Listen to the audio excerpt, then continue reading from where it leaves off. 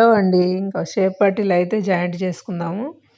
ఇది పాత పద్ధతే నేను జాయింట్ చేసేది. ఇప్పుడు కొంచెం బయటికి కనిపియకుండా లోపలికే ఫోల్డ్ అయిపోయేలా చేస్తారు. ఇంకా అది కూడా చేసి చూపిస్తాను నెక్స్ట్ వీడియోల్లో. ఇంక నేనైతే ఇలాగే పాత పద్ధతుల్లోనే కుడతాను. ఎలాగైనా బాగానే ఉంటుంది. జాకెట్ ఏమన్నా 100 ఏళ్ళు వేసుకుంటామా ఏంటి? ఎప్పుడు కొత్తవి వస్తూనే ఉంటాయి, పాతవి పక్కన పడేస్తూనే ఉంటాము, అంతే కదా.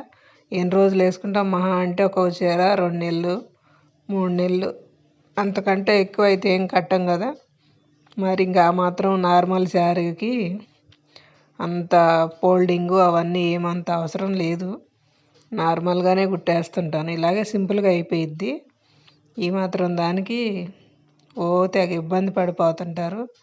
జాకెట్ అలా ఇలాగా పాడైద్దేమో అని భయపడుకుంటా. ఏం అవసరం లేదు, చాలా సింపుల్గా ఇలా కూడా కుట్టుకోవచ్చు. బయటకైతే కనిపించదు కదా ఏదైనా. ఇదేం కుచ్చుకునే క్లాత్ కూడా కాదు.